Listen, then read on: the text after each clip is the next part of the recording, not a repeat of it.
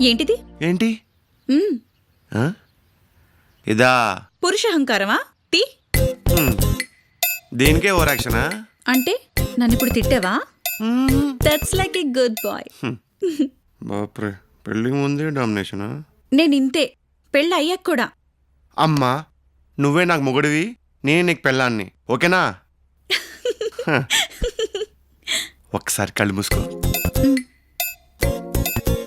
Open your eyes wow. A small gift for my sweet angel.